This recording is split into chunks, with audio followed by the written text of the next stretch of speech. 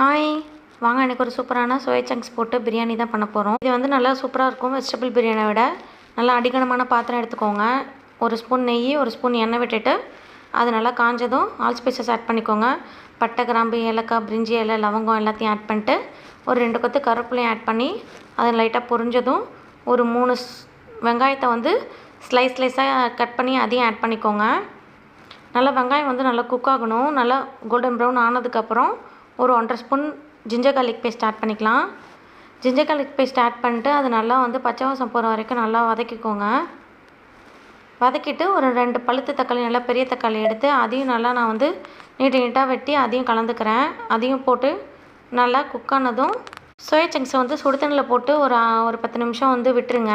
அதை வந்து நல்லா புழிஞ்சி அதையும் ஆட் பண்ணிக்கோங்க. இது கூட ஆட் பண்ணிட்டு அதை நல்லா மிக்ஸ் பண்ணிக்கோங்க. இது கூட சோயா சங்க்ஸ் ஆட் பண்ணிட்டு அதுக்கு தேவையான அளவு உப்பையும் ஆட் பண்ணிக்கோங்க. ஏன்னா சோயா சங்க்ஸில் வந்து உப்பு இறங்கணும்.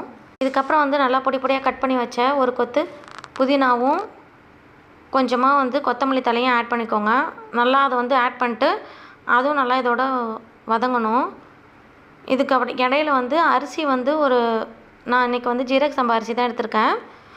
1க்கு 1.5 தான் அளவு. நான் வந்து ஒரு 2 டம்ளர் எடுத்துருக்கனால அந்த 1க்கு 1.5 அளவு வந்து மெஷர் பண்ணி தனியாக வச்சுருங்க. அதுக்கப்புறம் தேவையான மசாலாலாம் ஆட் பண்ணிடலாம். 1 ஸ்பூன் மிளகாத்தூள், 1/2 ஸ்பூன் கரம் மசாலா, 1 ஸ்பூன் தனியாத்தூள், 1 ஸ்பூன் பிரியாணி மசாலா, இது எல்லாத்தையும் ஆட் பண்ணிட்டு அதை நல்லா பச்சை வாசம் போகிற வரைக்கும் நல்லா வதக்கிக்கோங்க. வதக்கி முடித்ததும் கொஞ்சமாக தயிர் ஆட் பண்ணிக்கோங்க. இந்த டைமில் ஒரு 1.5 ஸ்பூன் தயிர் ஆட் பண்ணிட்டு உங்களுக்கு வேணும்னா லெமன் ஜூஸ் ஆட் பண்ணிக்கலாம், இல்லைனா ஆப்ஷனல் தான். ஒரு சில பேர் லெமன் ஜூஸ் போட்டால் பிடிக்கும்னு சொல்லிட்டு ஆட் பண்ணிப்பாங்க. நான் இன்றைக்கி ஆட் பண்ணல. ஸோ இதெல்லாம் குக் ஆனதுக்கப்புறம் தண்ணி வந்து சுடு தண்ணியாக எடுத்துக்கோங்க. நல்லா அளவுக்கு அளந்துட்டு தண்ணி வந்து ஆட் பண்ணிவிட்டு தேவையான அளவு உப்பும் ஆட் பண்ணிக்கோங்க. அதுக்கப்புறம் வந்து பச்சை பட்டாணி வேக வச்சு எடுத்துக்கோங்க. ஒரு 2 விசில் விட்டு எடுத்திங்கன்னா கரெக்டாக இருக்கும். இது நல்லா மிக்ஸ் பண்ணி விட்டுட்டு ஊற வச்ச அரிசியும் இது கூட ஆட் பண்ணிக்கலாம். ஆட் பண்ணிட்டு நல்லா வந்து ஒரு தம்மில் போடணும்.